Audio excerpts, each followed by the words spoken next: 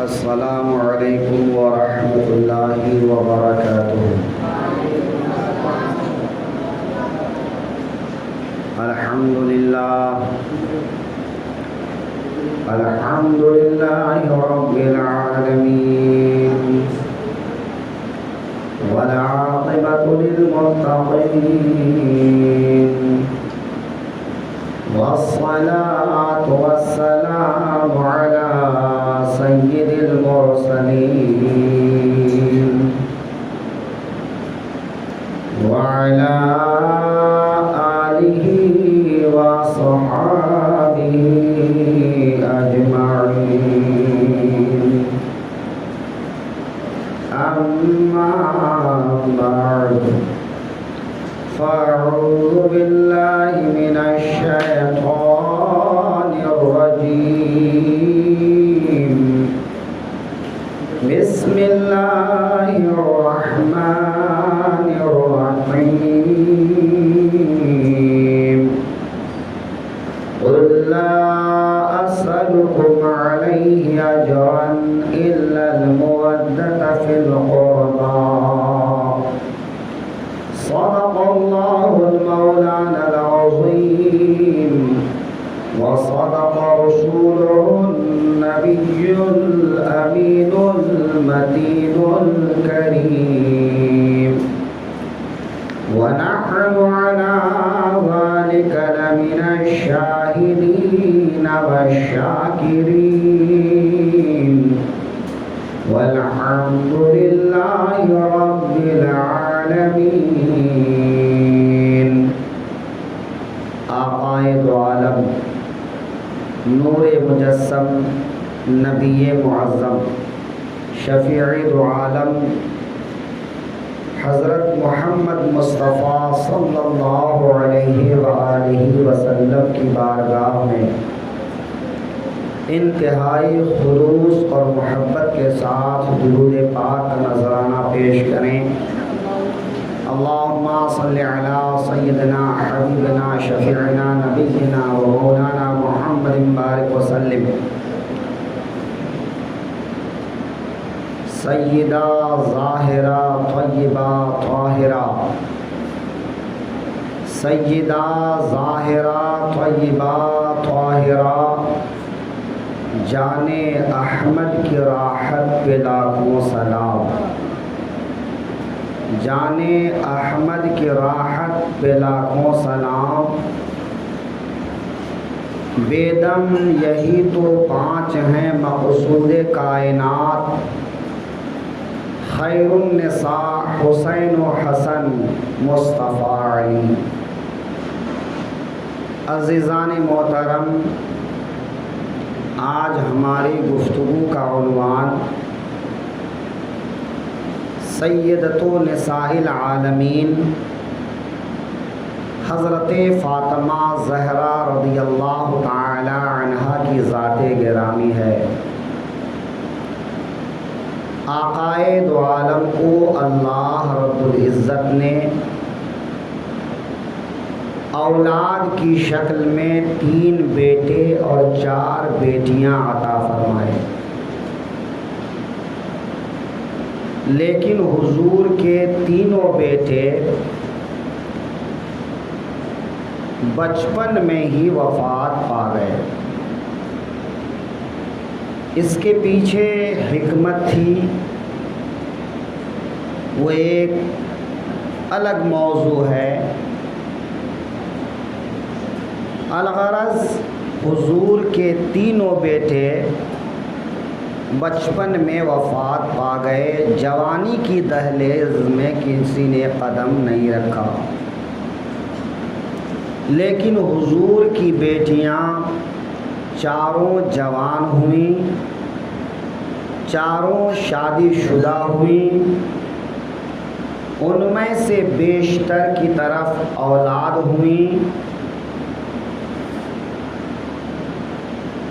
کسی کی اولاد باحیات رہیں، کسی کی اولاد وفات پا گئیں،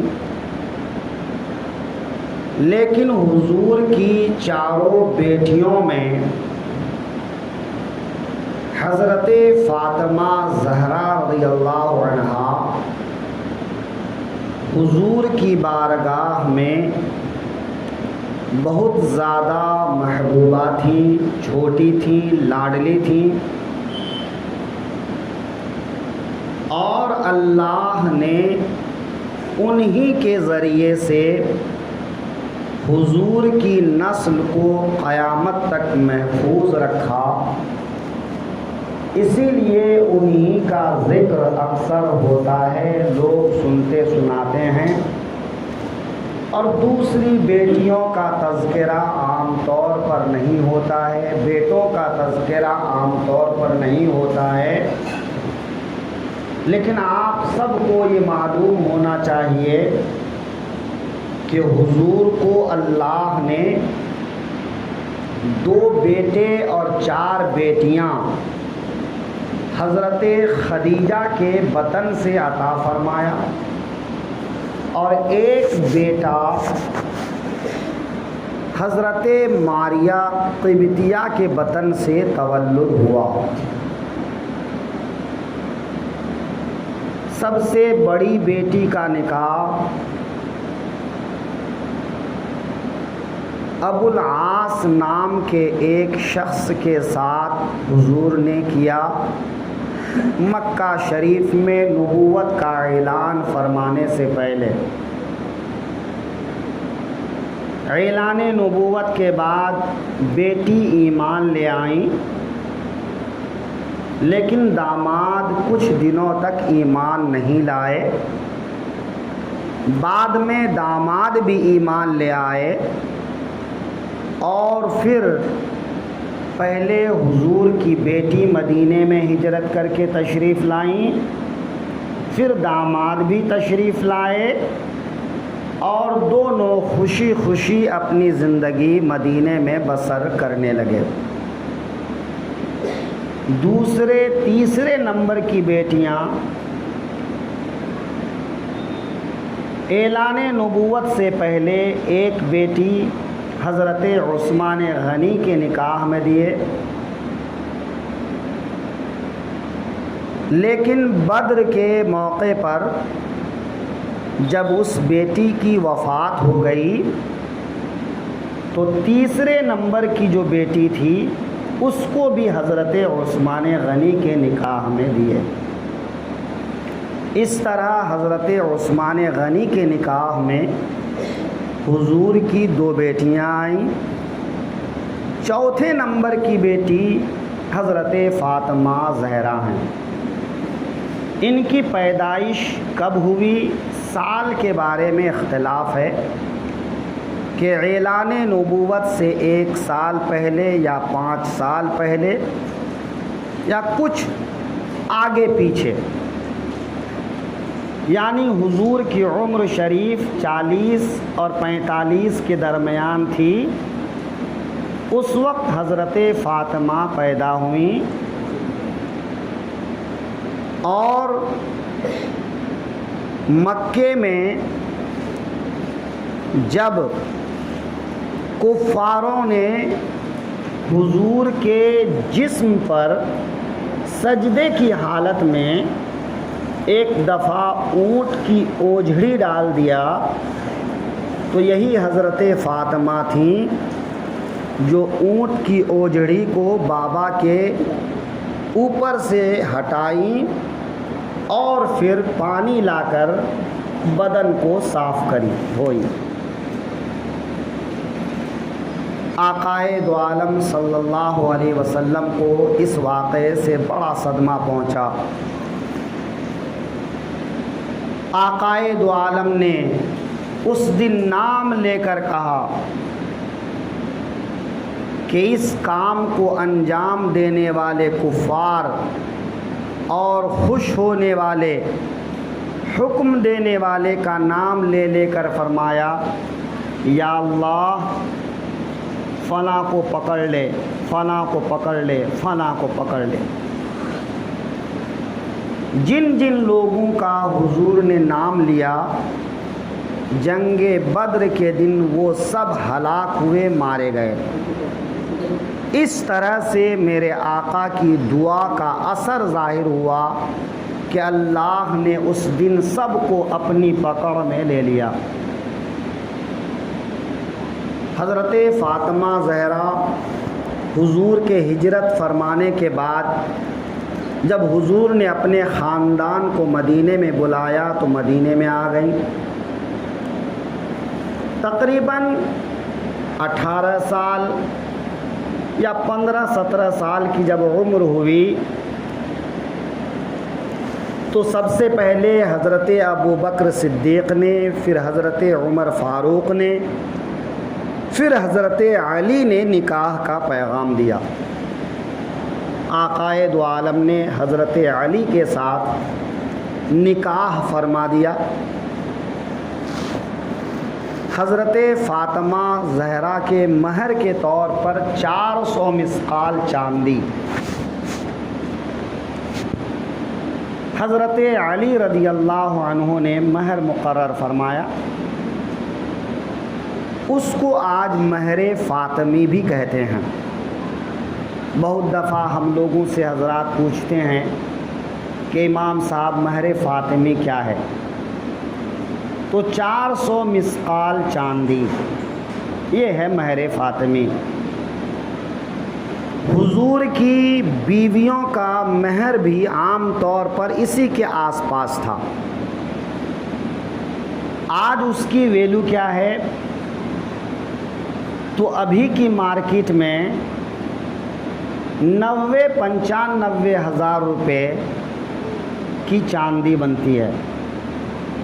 تو اگر کوئی آج مہر فاطمی رکھتا ہے اور وہ سمجھتا ہے کہ شاید معمولی مہر ہے تو وہ غلطی پر ہیں۔ آج کل 786، 1786، 2786 لوگ اس طرح مہر رکھتے ہیں، لیکن مہر کے سلسلے میں حدیث پاک میں آیا ہے کہ 10 درہم سے کم مہر ہوتا ہی نہیں ہے۔ 10 درہم چاندی گرام کے اعتبار سے 32 اور 33 گرام کے آگے پیچھے ہے، تھوڑا کم یا تھوڑا زیادہ۔ تو 32-33 گرام چاندی کی قیمت ابھی کی مارکیٹ میں 2,500-3 ہزار روپے۔ تو کم سے کم جب آپ اس کو نیٹ پہ سرچ کریں گے کہ 33 گرام چاندی کی کیا قیمت ہے، سلور کی کیا قیمت ہے، تو اس دن کی قیمت آ جائے گی۔ کم از کم مہر اتنا ہونا چاہیے۔ لا مہرا لاقل من 10 دراہم، یہ حضور کی حدیث کا جملہ ہے کہ 10 درہم سے کم پر مہر ہوتا ہی نہیں ہے۔ اگر اس سے کم مہر باندھے گا تو مہر مثل واجب ہوگا۔ مہر مثل کیا ہے؟ مہر مثل اس لڑکی جیسی اس خاندان کی جو دوسری لڑکیاں ہوں گی ان کا جو مہر مقرر ہوا ہوگا اتنا مہر دینا واجب ہوگا۔ زیادہ کی کوئی حد نہیں، زیادہ مہر کتنا رکھا جائے اس کی کوئی حد نہیں ہے۔ آدمی 10,000 20,000 2 لاکھ 4 لاکھ 5 لاکھ جتنا رکھنا چاہے وہ رکھ سکتا ہے، ان کی مرضی پر یہ بات موقوف ہے۔ جب حضرت عمر رضی اللہ عنہ کا زمانہ آیا تو انہوں نے اس کو ایک حد تک کم کرنے کی کوشش کی اور فرمایا کہ اس سے زیادہ مہر کوئی نہ باندھے۔ اگر کوئی اس سے زیادہ مہر باندھے گا تو مہر بیت المال میں جمع کر دیا جائے گا۔ ایک بوڑھی خاتون کھڑی ہوئی اور کہنے لگی، اے عمر، اللہ تعالی مہر مقرر کرنے کے سلسلے میں کوئی قید نہیں لگایا ہے، تو اللہ ہمیں دیتا ہے اور آپ منع کرتے ہیں۔ اس خاتون کا جواب سن کر حضرت عمر نے فرمایا اے عمر تم سے زیادہ دین کی سمجھ رکھنے والے لوگ موجود ہیں۔ حضرت عمر نے یہ نہیں کہا کہ تم خاموش ہو جاؤ، تم کیا جانتی ہو، ہم زیادہ جانتے ہیں۔ آج بہت دفعہ ہم لوگوں کے ساتھ یہی ہوتا ہے کہ اگر کوئی آدمی کچھ سوال کرے تو ہم لوگ جھڑک دیتے ہیں اور کہتے ہیں تم کو کیا معلوم، تم زیادہ جانتے ہو کہ ہم زیادہ جانتے ہیں۔ کبھی کبھی لوگ آزمانے یا پریشان کرنے کے لیے اگر سوال کرے، پھر ایسے آدمی کو اگر اس طرح سے تھوڑا سنایا جائے تو ٹھیک ہے، لیکن اگر کوئی انجان آدمی سوال کرتا ہے تو ان کے سوال کا صحیح جواب دینا چاہیے، نرمی اور محبت کے ساتھ جواب دینا چاہیے۔ حضرت عمر نے کچھ نہیں کہا، بلکہ یہ فرمایا میں اپنی بات واپس لیتا ہوں، آج کے بعد جس کو جتنا مہر مقرر کرنا ہے وہ کرے، تمہاری ثوابدید پر میں نے چھوڑ دیا۔ بہرحال حضرت فاطمہ زہرا کے مہر کے سلسلے میں بات ہو رہی تھی کہ 400 مسقال چاندی، آج اس کی قیمت تقریباً 90,000 کے قریب ہے یا تھوڑا کم زیادہ۔ یہ ہے مہر فاطمی۔ حضرت علی رضی اللہ عنہ کے پاس اپنا کوئی مکان نہیں تھا،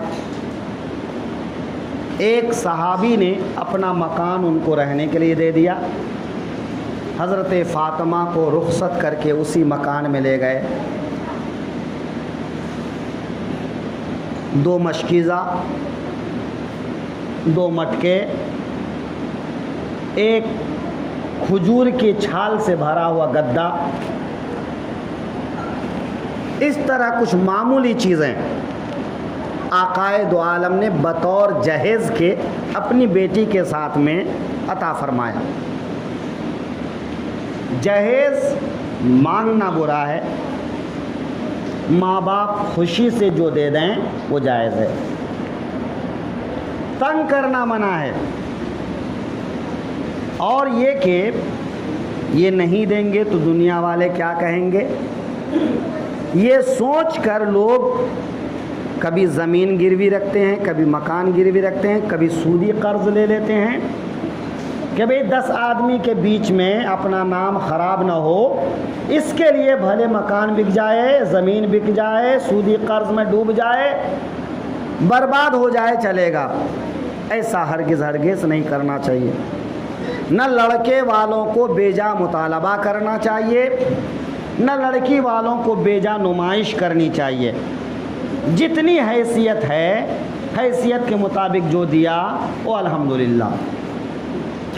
بس اوقات لوگ نہیں مانگتے ہیں اور بعد میں کہتے ہیں حضرت ہم نے تو کچھ مانگا ہی نہیں، کیا دیا تھا، کچھ بھی نہیں دیا تھا، ارے تھوڑے موڑے برتن دیے تھے اور پلنگ دیے تھے، بس ہم نے تو مانگا نہیں۔ بھئی نہیں مانگا اچھی بات ہے، وہ سنانے سے کیا فائدہ ہوگا۔ بہرحال اگر ماں باپ اپنی خوشی سے دیتے ہیں تو یہ ان کا حق ہے۔ آقائے دو عالم نے اپنی بیٹی کو تھوڑا بہت گھریلو سامان عطا فرمایا۔ جب حضرت فاطمہ رخصت ہو کر گئیں، حضور نے جا کر دعا فرمائی، برکت کی دعا کیے، اور حضرت فاطمہ اور حضرت علی کا گھر اس طرح سے آباد ہوا۔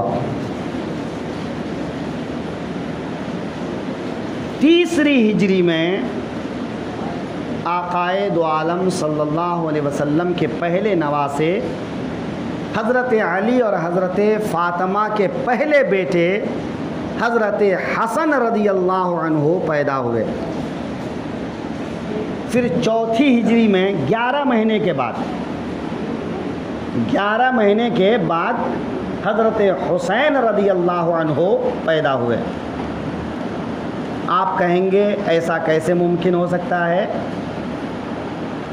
نہیں، ایک خاتون ہمارے یہاں جو مشہور ہے کہ 40 دن بچہ پیدا ہونے کے بعد تو وہ ناپاک رہتی ہیں، لیکن ایک مسئلہ یہاں پر سمجھا دوں، دیکھیے بات نکل گئی ہے تو سمجھا دیتا ہوں، ورنہ تقریر کے دوران یہ مسئلے مسائل کہاں سننے سنانے کو آتا ہے۔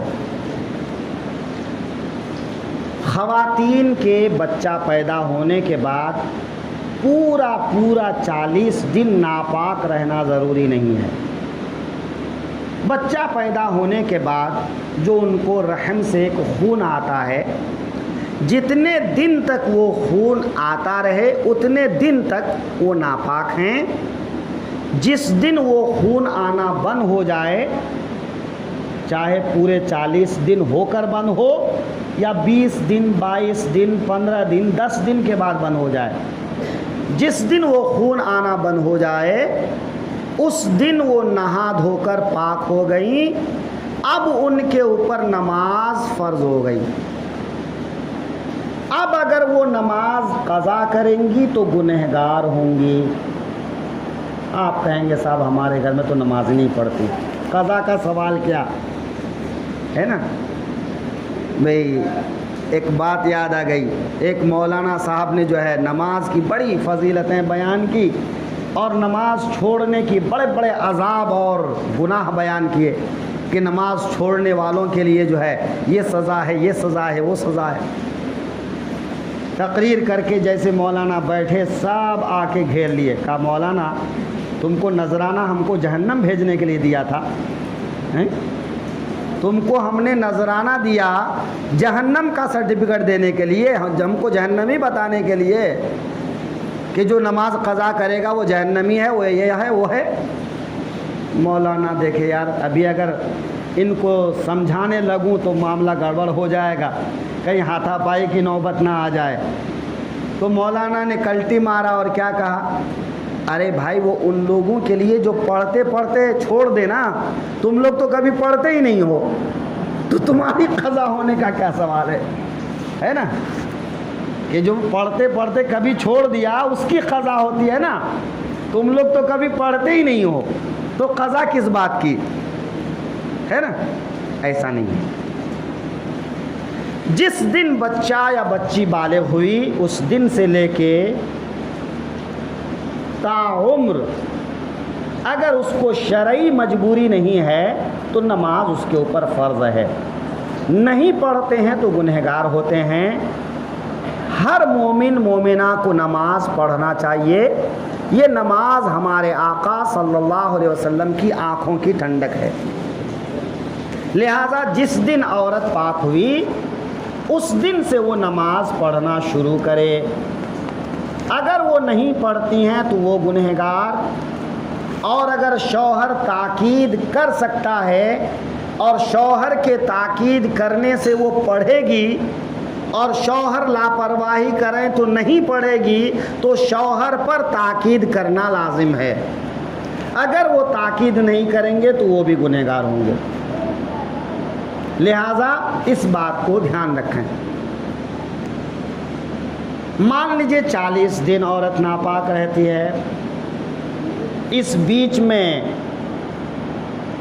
اور بھی جو ہے جو عورت کا ہر مہینے کا 10 دن کا معاملہ ہے وہ ہے، تو 11 مہینے میں 2 بچے کیسے ہوئے ہے نا۔ حضرت حسن اور حضرت حسین کی عمر میں کتنا فرق ہے، صرف 11 مہینے کا۔ کل جو میں نے بیان کیا تھا کہ فاطمہ حوراء آدمیتن، کہ میری بیٹی فاطمہ انسانوں کی ایک حور ہے، اور حور کو یہ آلائش نہیں ہوتی۔ لم تحز ولم تتمث، حدیث پاک کا جملہ ہے۔ لم تحز، ان کو حیض نہیں آتا اور وہ ناپاک نہیں ہوتی۔ حضرت فاطمہ کی زندگی میں کوئی نماز قضا ہی نہیں ہوئی، کوئی نماز ان کی قضا نہیں۔ یہ حضرت فاطمہ کا مقام اور منصب ہے۔ جو نور ہوتا ہے وہ ناپاک ہوتا ہی نہیں ہے۔ اور میرے آقا فرماتے ہیں فاطمہ میرے جگر کا ٹکڑا ہے۔ فاطمہ تو بضعۃ منی، کہ فاطمہ میرا ٹکڑا میرا حصہ، اور حضور نور ہیں۔ قد جاءکم من اللہ نور، یہ حضور کے بارے میں آیا ہے۔ تو میرے آقا نور ہیں، تو نور کا ٹکڑا وہ بھی نور ہے، نور کا ٹکڑا وہ بھی نور ہے، لہذا فاطمہ نور ہیں۔ اور اسی کو اعلیٰ حضرت فرماتے ہیں تیری نسل پاک میں ہے بچہ بچہ نور کا، تو ہے عین نور تیرا سب گھرانہ نور کا۔ تو فاطمہ رضی اللہ عنہا نور ہیں، لہذا 11 مہینے کے بعد ایک دوسرا بیٹا ان کے گھر میں پیدا ہوا۔ حضرت فاطمہ کے گھر کل 6 بچے پیدا ہوئے، 3 بیٹے 3 بیٹیاں۔ حضرت فاطمہ کے بطن سے 6 بچے ہیں، 3 بیٹے اور 3 بیٹیاں۔ حضرت حسن، حضرت حسین، حضرت محسن، حضرت زینب، حضرت رقیہ، حضرت ام کلثوم۔ ان میں سے حضرت رقیہ اور حضرت محسن بچپن میں وفات پا گئے۔ حضرت فاطمہ کے 4 بچے جوان ہوئے، حضرت حسن، حضرت حسین۔ حضرت حسن انشاءاللہ ابھی آپ کے سامنے ان کے بارے میں کچھ بیان کریں گے آج یا کل۔ حضرت حسین جو کربلا میں شہید ہوئے۔ حضرت زینب، عبداللہ ابن جعفر، حضرت جعفر یہ حضرت علی کے چچا زاد بھائی ہیں، یہ حضرت علی کے بھائی ہیں، حضرت علی کے بھائی جعفر ابن ابی طالب، علی ابن ابی طالب، جعفر ابن ابی طالب، یہ حضرت جعفر رضی اللہ عنہ حضرت علی کے بھائی ہیں، اور انہی کے بیٹے حضرت عبداللہ سے شادی ہوئی حضرت فاطمہ کی بیٹی حضرت زینب کی، اور وہی حضرت عبداللہ اور حضرت زینب کے 2 بچے میدان کربلا میں شہید ہوئے۔ تو حضرت علی کے نواسے، حضرت فاطمہ کے نواسے، حضرت زینب کے بیٹے، حضرت عبداللہ ابن جعفر کے بیٹے، یہ دونوں بچے میدان کربلا میں شہید ہوئے۔ حضرت ام کلثوم، ان کا نکاح حضرت عمر کے ساتھ میں ہوا۔ حضرت عمر نے حضرت ام کلثوم سے نکاح کی درخواست حضرت علی سے کی، تو دونوں کی عمر میں بڑا فرق تھا، اس فرق کی وجہ سے حضرت علی نے منع کر دیا۔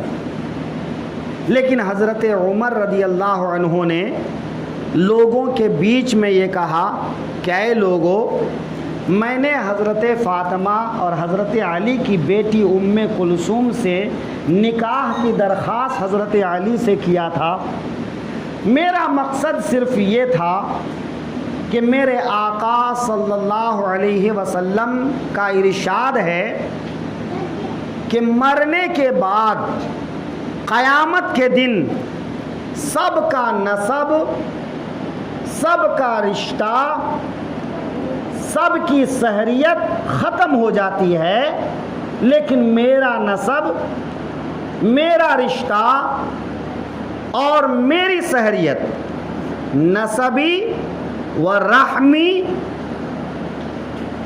اور سہری، نسب یعنی خونی رشتہ، رحمی جو تھوڑے جیسے کہ پھوپھی وغیرہ ذی رحم ہیں ایسے رشتے، اور سہری دامادگی کا رشتہ۔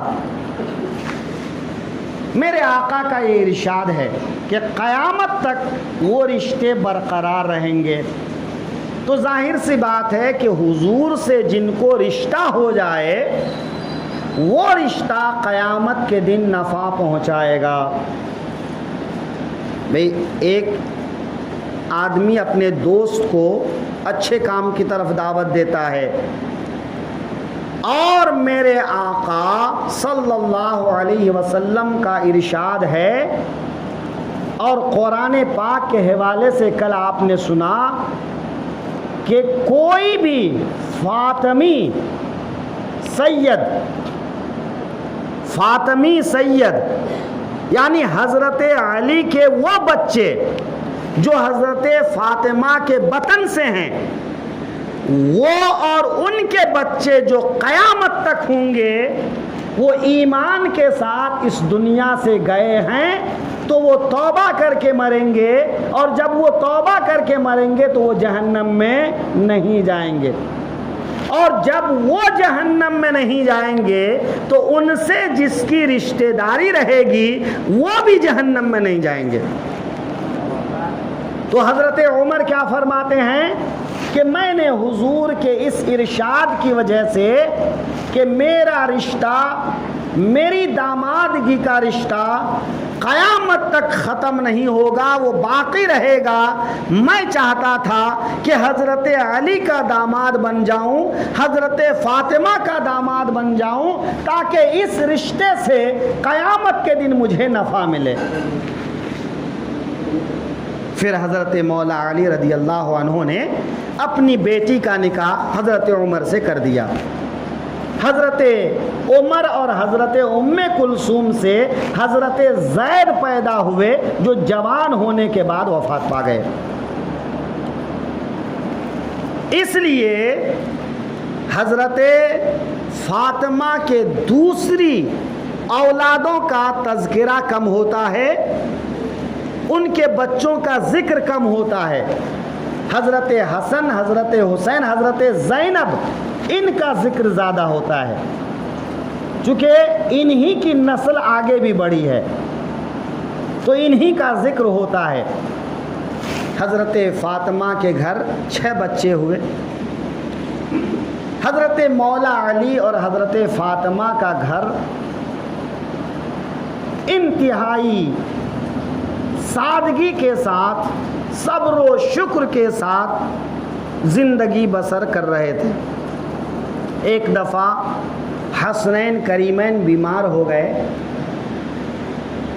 تو حضور سرور کائنات دیکھنے کے لیے آئے، دیگر صحابہ بھی دیکھنے کے لیے آئے، تو ان میں سے کسی نے کہہ دیا حضرت علی سے کہ آپ اللہ سے منت مانگیں کہ آپ کے بچے اچھے ہو جائیں گے تو آپ اللہ کے لیے روزہ رکھیں گے۔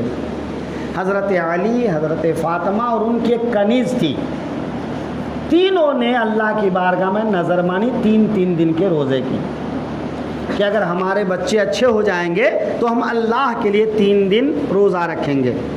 لہٰذا کوئی ایسی منت کہ اس جنس کی چیز انسان پر فرض ہو، مثلا نماز، مثلا روزہ، تو ایسی منت اگر کوئی مانتا ہے تو اس کا پورا کرنا واجب ہے، اور اللہ تعالیٰ ایسی منتوں کے صدقے میں الحمدللہ شفا بھی دیتا ہے، دعائیں قبول کرتا ہے، بلائیں ٹال دیتا ہے۔ حضرت علی اور حضرت فاطمہ اور ان کی خادمہ نے جب یہ منت مانی، دونوں بچے اچھے ہو گئے،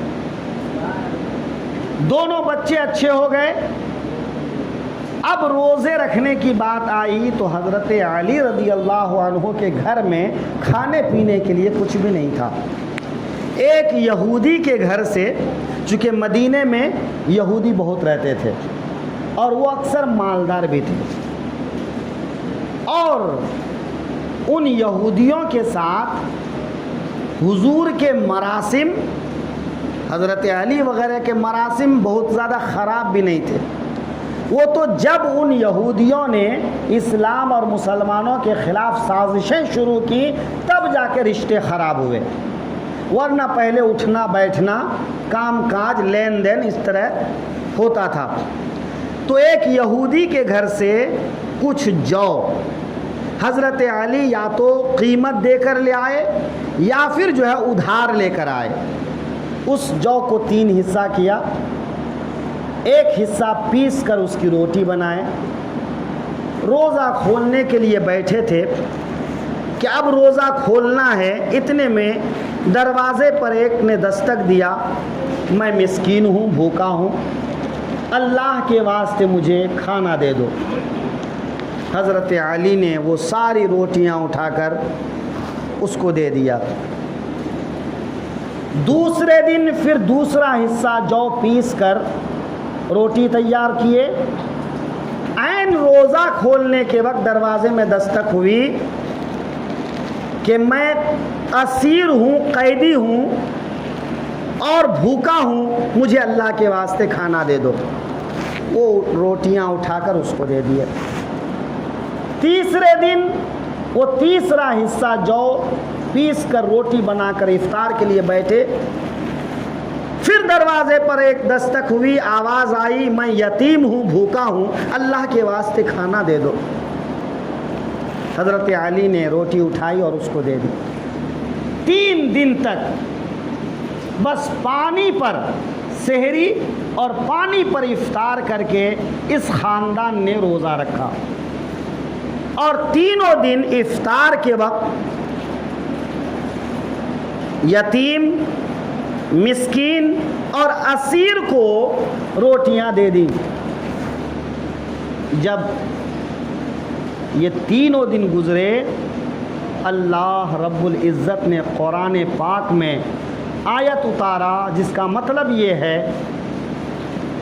کہ یہ لوگ ایسے ہیں جو قیدیوں کو، مسکینوں کو، یتیموں کو اپنا کھانا دے دیتے ہیں اور خود بھوکے رہتے ہیں، اور وہ کھانا صرف اللہ کی رضا کے لیے دیتے ہیں، اور دینے کے بعد یہ کہتے ہیں کہ لینے والا ہم کو شکریہ تک نہ کہے، کہ ہم شکریہ ادا کرنے یا دکھاوے کے لیے یا احسان جتلانے کے لیے نہیں دیتے ہیں، بلکہ جو دیتے ہیں وہ اللہ کو راضی کرنے کے لیے دیتے ہیں۔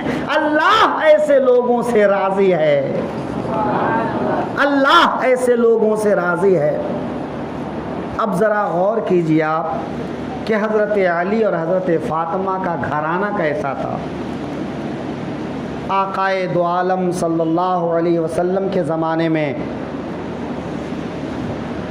ایک سائل آیا، مانگنے والا آیا۔ آقائے دو عالم صلی اللہ علیہ وسلم نے حضرت بلال سے کہا جاؤ اس کو کسی کے دروازے سے کچھ دلا دو۔ مگر پورے مدینے میں سب دروازے پر گئے، کہیں سے کچھ نہیں ملا۔ وہ غربت کا دور تھا، بڑی پریشانی کا دور تھا، قحط سالی کا دور تھا، لوگوں کے گھر میں نہیں ہوتے تھے۔ ایسا نہیں تھا کہ لوگ اپنے گھر میں اناج رکھے ہیں اور دے نہیں رہے ہیں، ان کا حال تو یہ تھا کہ وہ امت سائلہ فلا تنہر، اے محبوب مانگنے والوں کو نہ جھڑکیے۔ تو جب اللہ کے حبیب کو یہ حکم ملا تو اللہ کے حبیب کے سارے غلاموں نے اس حکم پر عمل کیا، پھر کسی نے کسی مانگنے والے کو کبھی نہیں جھڑکا۔ عرض یہ کرنا ہے کہ پورے مدینے میں گھوم کر دیکھا، کسی کے دروازے نہیں ملا۔ پوچھا گیا اے بلال سارے دروازے سے جا آئے؟ کہاں حضور؟ کہا یاد کرو کوئی چھوٹا تو نہیں ہے؟ کہا حضور بس ایک دروازے نہیں گیا ہوں، حضرت علی کے دروازے نہیں گیا ہوں۔ کہا جاؤ۔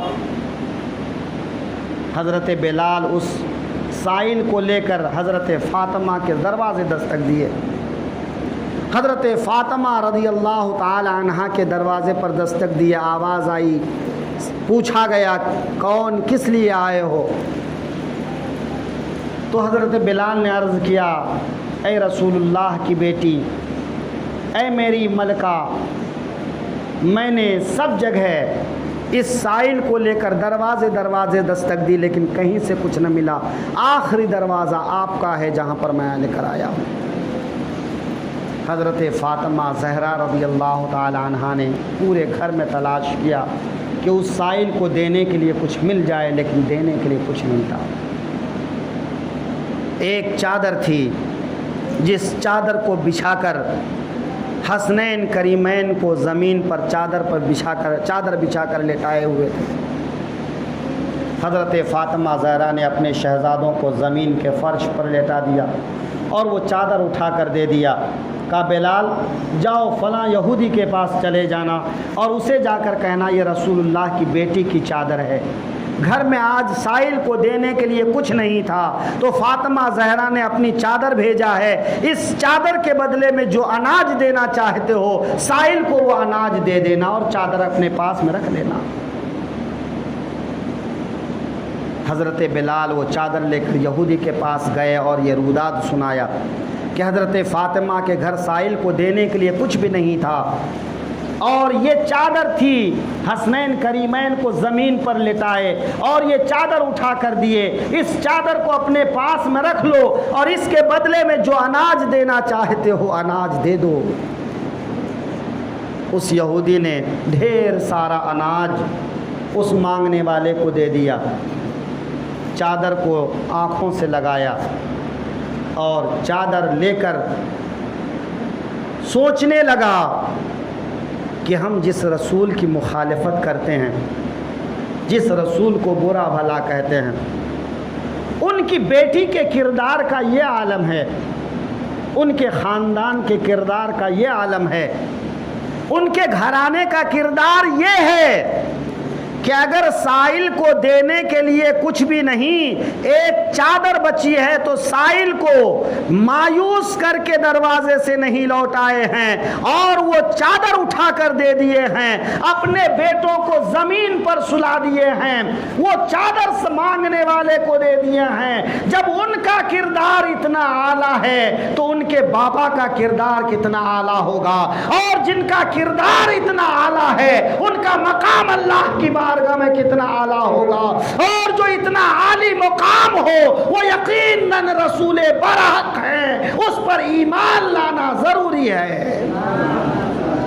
وہ یہودی اس چادر کو ادب کے ساتھ سینے سے لگائے بارگاہ رسالت میں پہنچا اور عرض کیا اپنا ہاتھ بڑھائیے، مجھے کلمہ پڑھا کر مسلمان بنا لیجئے، کہ جن کے گھرانے کا کردار اتنا اعلیٰ ہے کہ خود بھوکے رہتے ہیں، خود پیاسے رہتے ہیں، لیکن دوسروں کو کھلاتے پلاتے ہیں، جب گھر میں کچھ بھی نہیں ہوتا تو اپنی چادریں دے دیتے ہیں، ان سے بڑھ کر کوئی اس لائق نہیں کہ ان کے ہاتھ پر بیعت کی جائے، مجھے کلمہ پڑھا کر مسلمان بنا لیجئے۔ یہ ہے فاطمہ زہرا کا کردار۔ حضرت فاطمہ زہرا نے اسی کردار کے ساتھ اپنی زندگی گزاری، اسی طرح سے اپنی زندگی بسر کی، اپنے گھر کا سارا کام خود کرتی تھیں۔ آقائے دو عالم صلی اللہ علیہ وسلم کی شہزادی ہیں، یہ وہ شہزادی ہیں جن کے لیے اللہ نے جنت سے جوڑے بھیجے تھے، جن کے بارے میں میرے آقا فرماتے ہیں کہ فاطمہ جہان کی تمام عورتوں کی سردار ہیں۔ آقائے دو عالم کی بارگاہ میں حضرت فاطمہ حاضر ہوئی، رونے لگی، بابا جان آپ کے بعد میرا کیا ہوگا؟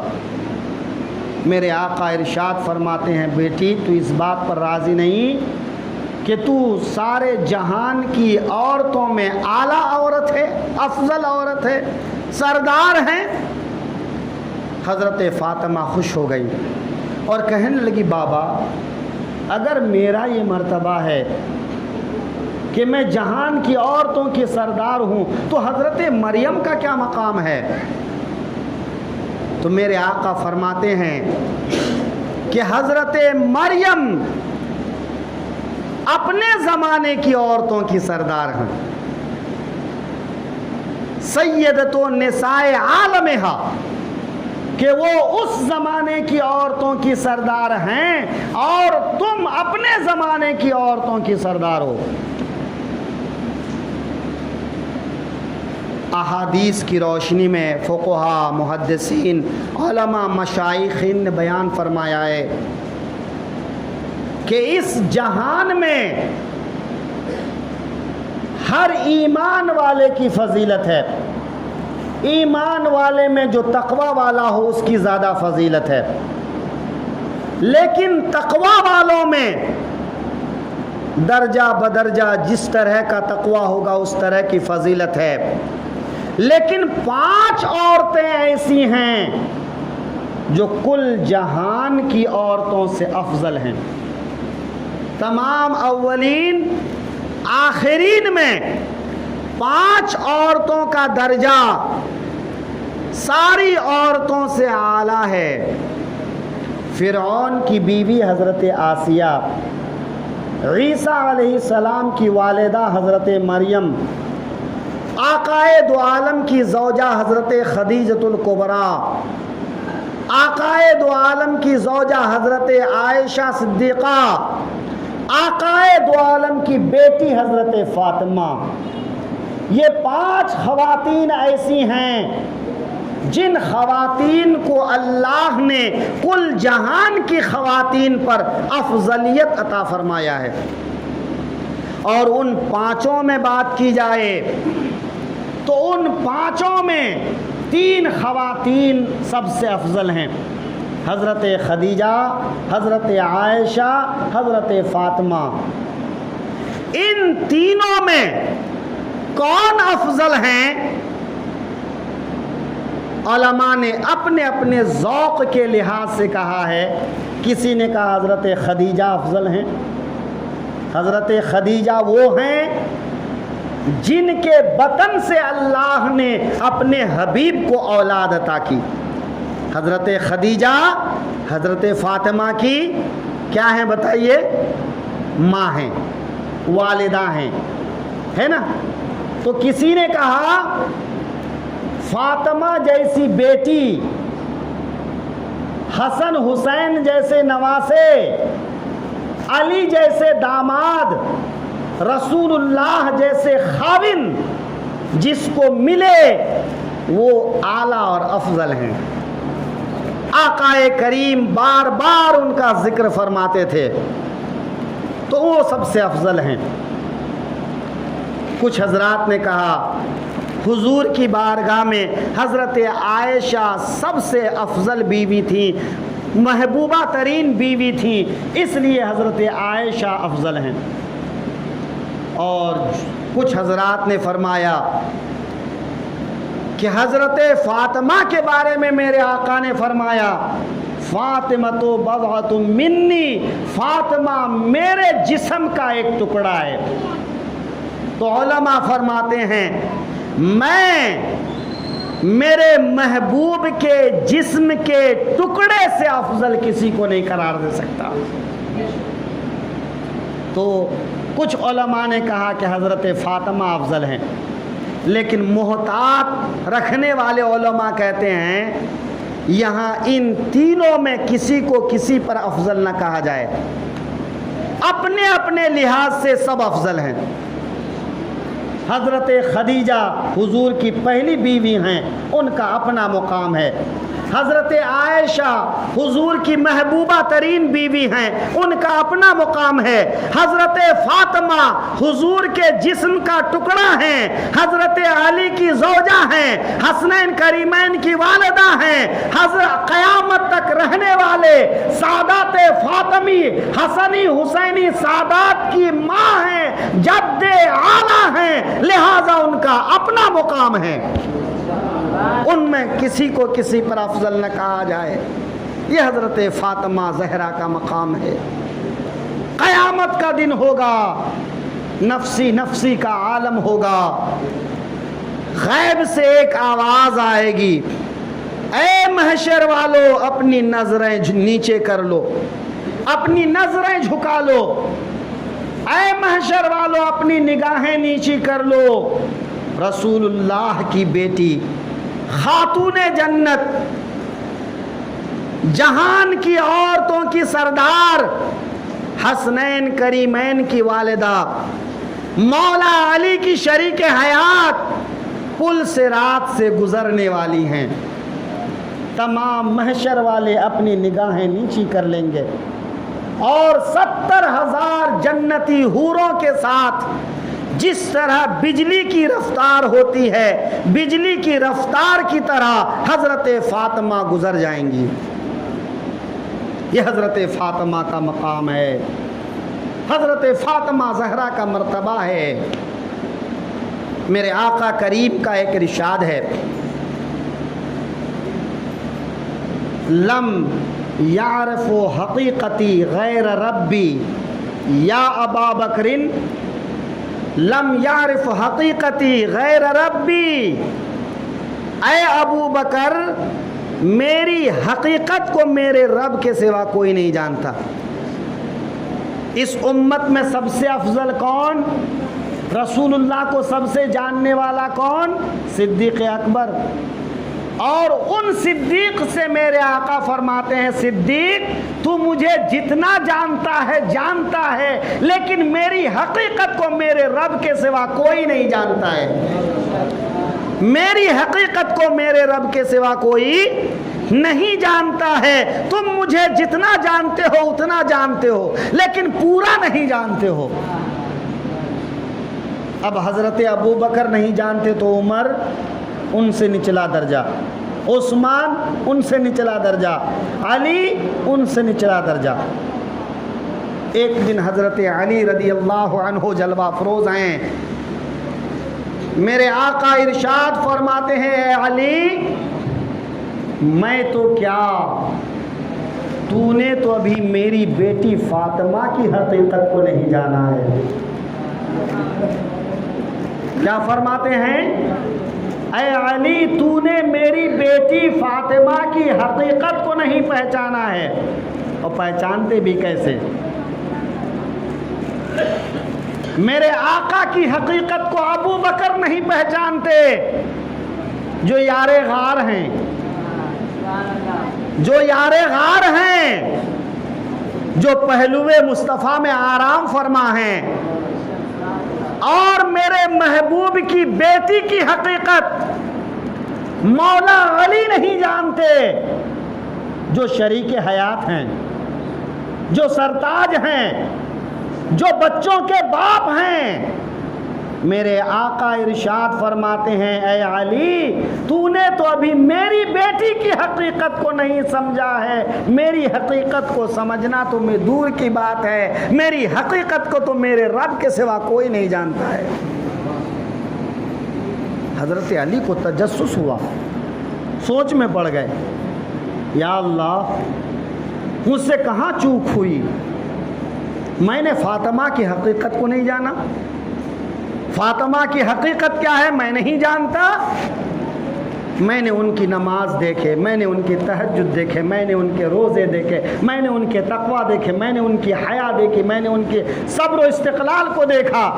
वो मेरे बच्चों की माँ बनी, मेरी ज़ौजा बनी, लेकिन मैं उनकी हकीकत को नहीं जानता कैसे। एक दिन हज़रत अली इसी सोच में मशगूल थे। हज़रत फ़ातिमा उठीं, तहज्जुद की नमाज के लिए उठीं और तहज्जुद के लिए सजदा रेज़ हो गई। जब हज़रत फ़ातिमा सजदा करने लगी, हज़रत फ़ातिमा के सजदे के बारे में आपने सुना होगा। अक्सर ऐसा होता था कि 2 रकत नमाज शुरू करती, 1 रकत में 2 सजदा होता है और 1 सजदा करती कि सुबह हो जाती। यह हज़रत फ़ातिमा की नमाज का आलम है कि 2 रकात तो पूरी करना बड़ी बात है, 1 रकात में रात तमाम हो जाती और हज़रत फ़ातिमा अर्ज़ करती, परवरदिगार तूने इतनी छोटी छोटी रातें बनाया है कि तेरे महबूब की बेटी फ़ातिमा का 1 सजदा भी पूरा नहीं होता है। اے میرے مالک تو نے ایسی چھوٹی رات بنایا ہے کہ فاطمہ کا ایک سجدہ بھی پورا نہیں ہو پاتا، کہ رات ختم ہو جاتی ہے، رات کا دامن چھوٹا ہو جاتا ہے کہ فاطمہ کا سجدہ پورا نہیں ہو پاتا۔ وہ فاطمہ، حضرت فاطمہ سجدے میں گئیں تو فاطمہ کی پشت مبارک سے لے کر آسمان تک حضرت علی کی گھر کی چھت گویا کھل گئی، اور آسمان سے لے کر حضرت فاطمہ کی پشت تک ایک نور کی قطار بہنے لگی، ایک نور کی قطار بہنے لگی کہ ایسا لگ رہا تھا کہ کوئی نور کا ستون ہے جو رب تعالی کی بارگاہ سے نازل ہو رہا ہے، اور حضرت فاطمہ اس نور میں نہا رہی ہیں۔ حضرت مولا علی نے بزبان حال کہا، میرے آقا آپ نے سچ فرمایا ہے کہ میں نے حقیقت فاطمہ کو اب تک نہیں سمجھا ہے۔ اے میرے آقا، فاطمہ آپ کی بیٹی ہیں، فاطمہ کی حقیقت کو یا تو آپ جانتے ہیں یا آپ کا رب جانتا ہے کہ فاطمہ کا مقام کتنا بلند ہے۔ یہ حضرت فاطمہ کا مقام ہے۔ حضرت فاطمہ زہرا کی حیات پر گفتگو کے لیے وقت کم ہے۔ حضرت فاطمہ زہرا رضی اللہ تعالی عنہ وہ خاتون ہیں جن کے سر کے بالوں کو آسمان نے کبھی نہیں دیکھا ہے، سر کے بالوں کو کبھی آسمان نے نہیں دیکھا۔ حضرت فاطمہ زہرا حیا کا مجسمہ تھی۔ جب آپ کی وفات کا وقت آیا تو خود غسل کی اور کہہ دیا کہ میری وفات کے بعد اب مجھے کوئی غسل نہ دے۔ ایک روایت یہ ہے، لیکن اعلیٰ حضرت فاضل بریلوی لکھتے ہیں کہ حضرت فاطمہ کو غسل دیا گیا، وفات کے بعد غسل دیا گیا۔ بہرحال دونوں روایتیں ہو سکتی ہیں۔ تو ایک روایت میں یہ ہے کہ حضرت فاطمہ نے خود غسل کیا، اچھا لباس پہنی اور گھر کے اندر گئیں۔ حضرت اسماء بنت عمیس حضرت ابو بکر کی زوجہ ہیں۔ یہ اکثر و بیشتر حضرت فاطمہ کے گھر ان کی خدمت میں حاضر رہا کرتی تھی۔ ان سے ذکر کرتی ہیں، اے اسماء، مجھے حیا آتی ہے کہ جب میرا جنازہ لے جایا جائے گا تو ایسے ہی کھلے آسمان میں میرا جنازہ لے جایا جائے گا، مجھے اس طرح جنازے کو کھلے میں لے جانے سے حیا آتی ہے۔ مرنے کے بعد بھی کوئی حیا ہے؟ پردہ، حیا، جو کچھ بھی ہے حیات تک ہے، لیکن وہ حیا ہی نہیں، مجسم حیا تھی، سراپا حیا تھی۔ حضرت فاطمہ فرماتی ہیں، مجھے اس طرح سے جنازہ لے جایا جائے مجھے پسند نہیں ہے۔ حضرت اسماء حبشہ کی ہجرت کر چکی تھی، تو حبشہ میں انہوں نے دیکھا تھا کہ جنازے کے اوپر لکڑیوں کا ایک تابوت رکھا جاتا ہے، جو آج ہم لوگ جنازے کے اوپر سے ایک ڈھکنا رکھتے ہیں اور اوپر چادر ڈال دیتے ہیں۔ یہ حضرت فاطمہ زہرا کے سامنے حضرت اسماء کہتی ہیں کہ میں نے حبشہ میں دیکھا ہے کہ وہاں عورتوں کے جنازے پر لکڑی کا ایسے ڈھکنا بنا کر، تابوت بنا کر، گہوارہ بنا کر ڈھانک دیتے ہیں۔ حضرت فاطمہ فرماتے مجھے بنا کے دکھاؤ۔ حضرت اسماء نے بنا کے دکھایا اور حضرت فاطمہ کو بہت پسند آیا، اور فرمانے لگی کہ کہ میرا جنازہ رات کو اٹھایا جائے اور جنازے کے اوپر کھجور کی شاخوں سے یہ تابوت بنا کر گہوارہ بنا کر اس کو جنازے کے اوپر رکھا جائے اور ویسے ہی میرا جنازہ جنت البقیع میں لے جایا جائے۔ حضرت فاطمہ خود غسل کرتی ہیں، کپڑا تبدیل کرتی ہیں اور گھر کے اندر جاتی ہیں نماز کے لیے۔ جب سجدہ ریز ہوتی ہیں دیر تک آواز آنا بند ہو جاتا ہے تو حضرت اسماء بنت امیس گھبرا کر گھر میں جاتی ہیں تو حضرت فاطمہ کو اللہ کی بارگاہ میں سر بسجود ہوتے ہوئے اللہ کی بارگاہ میں حاضر ہوتے ہوئے پاتی ہیں کہ حضرت فاطمہ کی روح اللہ کی بارگاہ میں پہنچ چکی ہے۔